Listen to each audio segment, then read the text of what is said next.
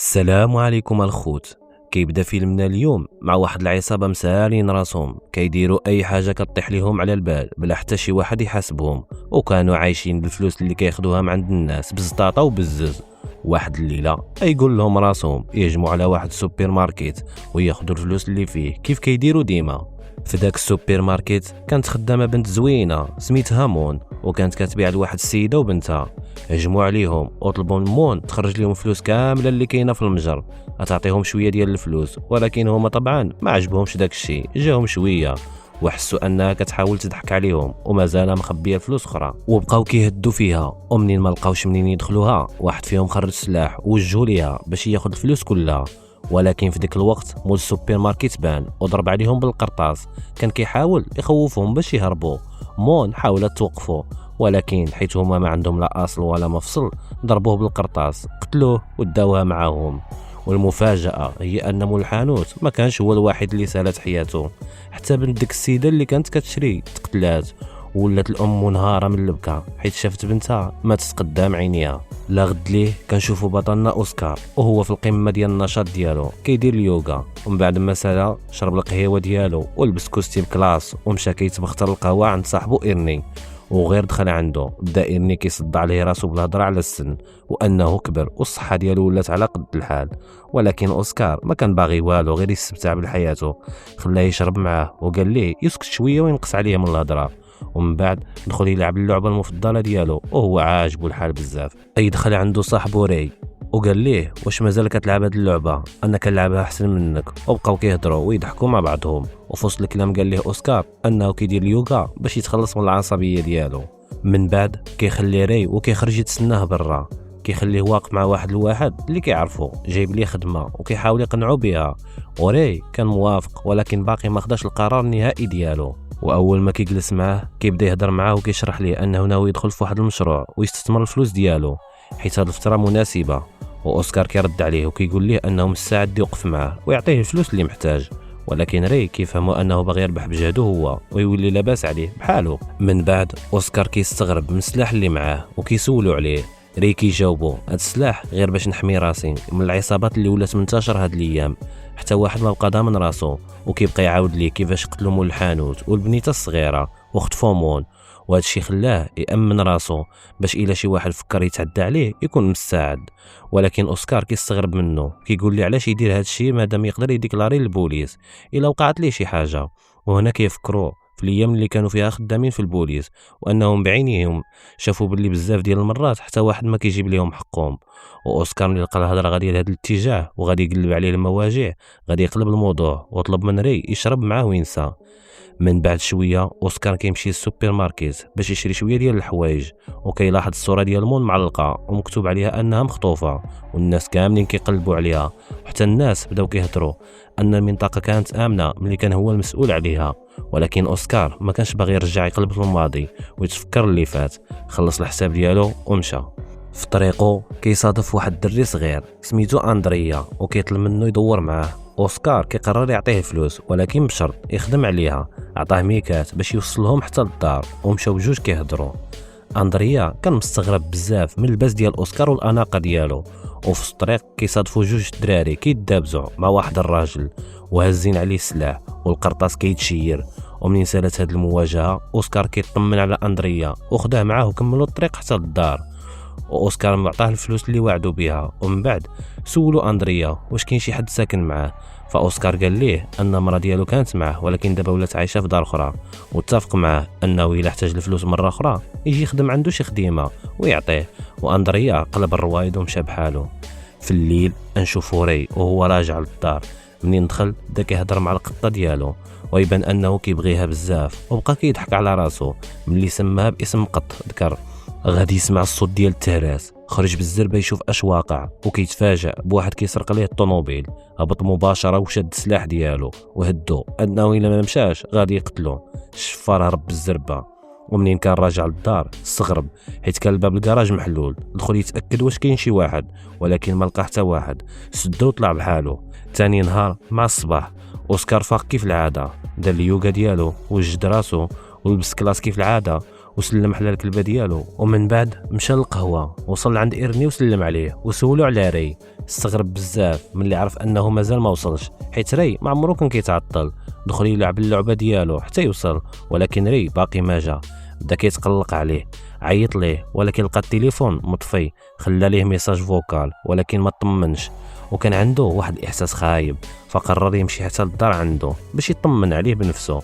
ومنين وصل تصدم، حيت لقى الباب الدار محلول، وكانت كاينه بوليسيه سولاتو على الهويه ديالو، عرفها بنفسه. ومن بعد جا واحد البوليسي خدام معاها وكان كيعرف اوسكار مزيان، وبدا كيعاود ليها عليه وكيفاش كتعلم منه بزاف ديال الحوايج قبل. ولكن المفاجاه الكبيره كانت ملي دخل اوسكار وشاف الجثه دري طايحه في الارض. البوليس قالوا ليه انهم كانوا غيتصلوا به حيت هو اقرب واحد لري. بطبيعه الحال تصدم بزاف وتحركت فيه العافيه ديال الانتقام، وبغى يعرف شكون اللي دار هذا الشيء في صاحبه. وبداو كيفهموه ان ما كاين حتى شي حاجه تسرقت من الدار، غير كاينين شي ناس تهجموا عليه وضربوه بالقرطاس. وماشي غير هذا الشيء، حتى القطه ديالو مسكينه قتلوها. في الوقت اللي البوليسيه حست براسها عيانه خرجت تجيب شي حاجه تشربها. اما صاحبو البوليسي فبدا كيواسيه وكيقول ليه انهم غادي يوصلوا للمجرمين اللي داروا هذا الشيء وغادي يجيبوا حقه. ومن بعد سولو واش كان عند ري شي عداوات، ولكن اوسكار جاوبو ان كل شيء كيبغيه وحتى صحابو كانوا كيحترموه. رجعت البوليسيه وقالت ليه انه ما سرقت حتى حاجه من الدار، وهذا الشيء كيأكد ان الجريمه ما كانش بدافع السرقه. وحتى هي كانت محتاره حيت ما فهماتش اش الاستفاده عند هاد المجرمين، دخلوا وقتلوه وما خداو حتى حاجه. وعطاتو الكارت فيزيت ديالها وقالت ليه الا عرفتي اي معلومه على القضيه عيط ليا مباشره. واوسكار خدا منها الكارطه، وقبل ما يخرج سول صاحبه على واحد الشاف ديالهم قديم سميتو فرانك. جاوبوه ان فرانك مازال كاين وحتى انه ولا الشاف الكبير دابا. ومن بعد ما خرج اوسكار البوليسيه استغربات حيت بان ليها ان فرانك واوسكار بيناتهم شي حاجه ما مفهوماش، وهما راجعين الفضول غلبها وسولاتو على السبب ديال هذا الكره اللي بيناتهم. وهنا بدا كيعاود ليها القصه كامله. قال ليها ان اوسكار وري كانوا خدامين مع بعضهم على قضيه كبيره ديال تجار المخدرات، وفي واحد العمليه اوسكار قتل واحد المجرم بالغلط. فرانك استغل هذه الفرصه ورفع تقرير ضده عند القياده، وهذا الشيء كان السبب اللي خلى اوسكار يفصلوه من الخدمه. اما ري فما قدرش يتقبل اللي وقع لصاحبه، ومن بعد استقل حتى هو، وفضل اللي بقى مع اوسكار لانه كان كيحترمه وكيبغيه. البوليسيه كانت كتشوف ان اوسكار غلطان في داك الشيء اللي وقع، ولكن فهمها ان التحقيقات كامله بينت انه ما كانش مذنب وانه كان مجرد حادث. وزاد قال لها انه كان معروف بالمعقول والكفاءه ديالو. اما اوسكار فمن بعد ما خرج مشى جلس بوحده في واحد البلاصه وبدا كيبكي بحرقه على صاحبه اللي مات، وبقى كيتفكر الذكريات اللي دوزوها مع بعضهم، وبقى كيبكي بزاف. غنمشيو للكوميساريه، البوليس غيعطيو لفرانك التفاصيل ديال القضيه. خبروه باللي ري مات وانهم هضروا مع اوسكار وسولوه شي اسئله. واول ما سمع فرانك اسم اوسكار تعصب، وكان اصلا باغي يلصق ليه شي تهمه يتهنى منه. قالوا ليه ان اوسكار كان حزين بزاف على صاحبه وما عنده حتى علاقه بالجريمه اللي وقعت. وفي الليل في القهوه ديال إيرني كان اوسكار جالس كيشرب بزاف وعينيه ما فرقوش الصوره ديال ري اللي علقوها تما. إيرني بدا كيهضر معاه وكيقول ليه ان ري كان راجل مزيان بزاف، ولكن اوسكار ما كانش مركز مع حتى شي واحد. وفي هذه اللحظه جات فينيسيا المراه ديالو السابقه وجلست حداه. استغرب وسولها ياك حنا مفارقين هذه عامين اش جابك دابا؟ هي جاوباته انها سمعت باللي وقع لري وجات غير باش توقف معاه وتهون عليه شويه. ولكن اوسكار تقلق كتر وذكرها كيفاش خلاته في الماضي ومشات زوجات براجل عنده الدراري ولات عندها عائله جديده. فينيسيا فهماتو ان داك الراجل في اخر فتره ولا كيعاملها خايب وما بقاش مهتم بها، وهذا الشيء هو اللي خلاها تفارق معاه حتى هو. الكلام ديالو جرحها بزاف، فقرر يمشي ويخلي البلاصه. هي حاولت تعاونو ترجعوا للدار حيت كان سكران بيلا ومتاثر ما بغاش. إيرني تدخل وطلب منه يخليها توصلو، وفي الاخر وافق.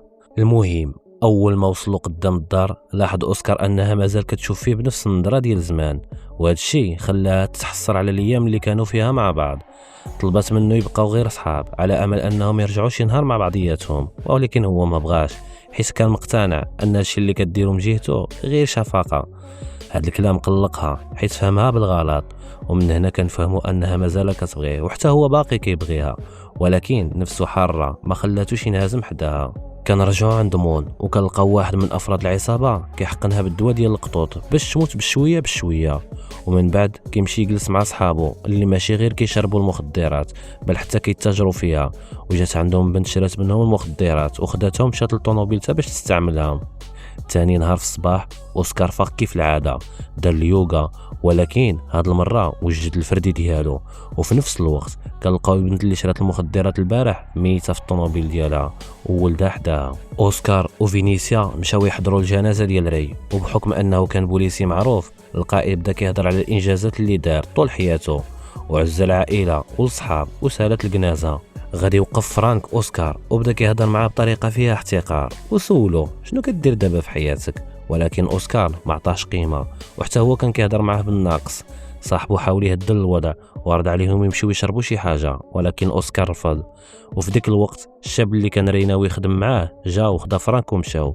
منين ركب اوسكار في الطوموبيل مع فينيسيا بدات كتعاتبو حيت ما بغاش يعطيها شي فرصه اخرى، وكثرات عليه الهضره وكلامها طلع عليه الدم.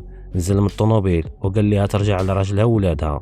في الليل البوليسيه مشات للدار ديال ري، تما لقات مسمار طايح في الارض، خداتو وفهمات انه ديال شي خزانه. بقات كتقلب حتى لقات البلاصه ديالها، ومنين حلاتها تصدمات حيت لقات فيها فلوس بزاف. اما اوسكار فكان حالته النفسيه تحت السلك وبقى كيشرب ويشرب باش ينسى الموت ديال صاحبه. البوليسيه ورات الفلوس لفرانك وقالت لي انها شاكه يكون ري كانت عنده علاقه بالتجاره ديال الممنوعات، ولكنه هو رفض وحاول يدافع على السمعه ديالو، ما بغاش يعتبر هاد الفلوس دليل ضده. وفي ذاك الوقت اوسكار كان في الحمام ولقى داك صاحبنا اللي كان ري ناوي يخدم معاه، قال ليه ان البوليس هما اللي غادي يتكلفوا بالقضيه حتى يوصلوا للحقيقه، وحط ليه السيجار اللي كان عزيز على ري في جيبو. ومن بعد مشى وخلى اوسكار حاير وما عارفش اش يدير. وفي الطريق للدار وقف عليه واحد الواحد باغي يجريسيه، ولكن جا عند اوسكار في الوقت الخايب، وحيت طالع عليه الدم وطالع عليه القرضه للراس نحاها ليه بسهوله. ومن بعد رجع للدار وغسل يديه كأن لا شيء لم يكن. ثاني نهار في الصباح اوسكار فاق كيف العاده، دار اليوغا ديالو، ولكن هاد المره وهو كيديرها سمع دقان في الباب. مشى فتح ولقى صاحبو البوليسي واقف قدامه. اوسكار استقبله بوجه بارد، ولكن في الاخر خلاه يدخل حيت قال لي عنده شي هضره مهمه. من بعد سولو واش كيعرف واحد بنادم وكيقول ليه الاسم ديالو، ولكن اوسكار قال ليه لا. رد عليه باللي هاد الشخص هو اللي قتل ري، والدليل انهم لقاو عنده شي حاجه ديال ري. ولكن المفاجاه الكبيره هي ان هاد الشخص تابع لواحد العصابه كتتاجر في المخدرات والسجل ديالو عامر بالجرائم. من بعد ما سال صاحبه من الهضره اوسكار ما لقى عنده حتى شي جواب، استأذن ومشى ودخل ووجد حوايجو باش يخرج. ومن خرج لقى اندريا جالس قدام الدار، عرف منه انه باغي غير شي بلاصه يبقى فيها، ولاحظ اوسكار انه وجهه مضروب فدخلوا للدار. منين دخل بدا اندريا كيلعب مع الكلبه. سولو اوسكار شكون اللي دار فيه هذا الشيء. في الاول كذب عليه وقال ليه غير شي ولد ضربني، ولكن اوسكار ما تيقوش وقال ليه اولدي انا مني كنت قدك راني دوزت العجب المتعجب بلا ما تحاول تكذب عليا. غادي يعترف اندريا ان اللي ضربوه هو باه، واوسكار قال ليه ايوا فين هو هذا باك الزوين، بغيت نهضر معاه شي شويه. الولد خاف، ولكن مع الضغط قال لي فين غادي يلقاه، وخداه اوسكار ومشاو عنده. وفي الطريق اوسكار بقى كيسول اندريا على باه وعلى العائله ديالو، وهو كيسولو شاف اندريا باه. تبعو اوسكار حتى للبلاصه اللي كيشري منها الشراب وسولو على الام ديالو، قال لي انها ما كتصحاش حيت مدمنه بزاف على الممنوعات. قبل ما ينزلوا من الطوموبيل سولو اوسكار واش باغي يجي يعيش معاه، ولكن اندريا رفض. دخل اوسكار عند باه وسولو واش هاد الولد اللي في الطوموبيل واش ولدك ولا لا. وفي نفس الوقت واحد من افراد العصابه هدد اندريا بسلاح وخطفو ودا عند زعيم العصابه، وشافو راكب في واحد الطوموبيل. تبعهم حتى وصلوا للبلاصه اللي كيتاجروا فيها في الممنوعات. دخل بالشويه وهضر مع اللي خاطف الولد وقال ليه يرجعوا ليه وخلي المشاكل اللي بيناتهم وبين باه يحلوها بوحدهم، ولكن هما ما سكتوش وخرجوا السلاح. اندريا تخبى تحت الطبله، واوسكار ما كانش باغي المشاكل، رمى السلاح ديالو وقال لهم خلينا نهضروا غير بالعقل، ولكن اللي قدامه كان باغي يقتلو. واضطر اوسكار يضربه بالقرطاس. ومن بعد سولو على فين كاينين باقي افراد العصابه واعترف ليه البلاصه ديالهم. مشى عندهم ولقى مون محبوسه في وسط واحد البيت، بدا كيضرب على الباب تخرج واحد منهم. اول ما خرج طيحو كاو بالقرطاس. دخل عند مون ولكن حالتها كانت خايبه بزاف وما قدرتش توقف على رجليها. خرجها بالمساعده ديال اندريا وداها عند سو وطلب منها تديها للطبيب ومن بعد تخبيها في شي بلاصه امنه. اما اندريا رجعوا معاه للدار ووجد لي فين ينعس وشعل لي التلفازه باش يتلاها، ودخل وجد الفردي ديالو ولبس حوايجو. وقبل ما يخرج قال لاندريا غادي نخرج شي شويه ونرجع. من بعد مشى لواحد البواط ودوموندا اش بغا، ولكن في الحقيقه كان باغي يراقب افراد العصابه اللي كيتاجروا في الممنوعات. بقى كيتسناه حتى دخل واحد منهم للطواليت، تبعوه وشدوه وهدوه بالمخدرات اللي كانت عنده، وقال ليه يقدر يدخلوا الحبس بها، ولكن ما بغاش يهضر. طلب منه يعيط لصاحبه ويخرجهم لبرا، وحتى هادي ما بغاش. في ديك الوقت اوسكار هو اللي عيط لواحد منهم، وخرجوا كاملين يشوفوا شنو واقع. منين خرجوا شدوهم اوسكار وبدا كيسولهم شكون اللي قتل راي، ولكن حتى واحد ما بغى يعترف. واحد منهم رفع السلاح وكان غادي يقتل اوسكار، ولكن هرب والقرطاس جا في صاحبه، ومن بعد شبكات قرطاس، وواحد هرب والثاني حصل، واللي حصل يودي قتلوا اوسكار وهو كيموت ما بغاش يعترف. من بعد مشى اوسكار لواحد الطارو ديال الزبل، خرج الجاكيت ديالو ولوى فيه الفردي وخباه فيه، ومن بعد رجع للدار مباشره. منين رجع للدار تصدم حيت لقى البوليس كيتسناوه، سولوه فين كان، وهو ضحك عليهم وقال لهم غير خرجت نشري شي مسكه، ولكن حتى واحد فيهم ما تيقوا، وقالوا ليه باللي قبل شي شويه تقتلوا جوج من افراد العصابه في البواط الفلانيه. وهو دار راسو مصدوم وقال كيفاش واقع هذا الشيء، انا ما عارف والو. ومن بعد طلبوا منه يمشي معاهم للكوميساريه باش يجاوب على شويه ديال الاسئله. هو فكر شويه وفي الاخر وافق يمشي معاهم، وفي الطريق بدا كيتفكر كيفاش دارت به الدنيا، حيت كان زمان هو اللي كيركب في الطوموبيل ديال البوليس وهو بوليسي بعزو، ودابا راكب فيها بحال الا كان مجرم. منين وصلوا للكوميساريه وراوه التسجيلات ديال الكاميرا كيبان فيها هو كيضرب بالقرطاس على واحد من الافراد العصابه، استغربوا وسولوا علاش دار هذا الشيء، ولكن هو بقى كينكر وما بغى يقول حتى كلمه، وهذا الشيء هبلهم حيت ما عرفوش يوصلوا للحقيقه. ومن بعد قالوا لي انهم لقاو بلا كبير ديال الفلوس مخبي في الدار ديال راي، وسولوه واش عنده شي فكره عليه. اوسكار استغرب وقال لهم راي كيفاش، هو اصلا كان مسلف مني الفلوس. البوليسيه تعصبات من الجواب ديالو وحاولت تستفزو، وقالت ليه يمكن منين عرفتي راي مات رجعتي سرقتيه. واوسكار تزير ولكن شد الاعصاب ديالو وقال ليها غادي ندير راسي بحال اللي ما سمعت والو. صاحبو البوليسي تدخل بسرعه باش يهدي القضيه، حيت عارف ان اوسكار الا تعصب غادي توقع شي مشكله. البوليسيه غادي توصلوا للدار، وفي الطريق اعتذرت لي على الاتهام ديالها وقالت لي انها ما كانتش خاصها تشك فيه. اوسكار قال لها انه ما تقلقش منها، ومن بعد طلبت منه يعاود ليها على العلاقه اللي كانت بينه وبين راي.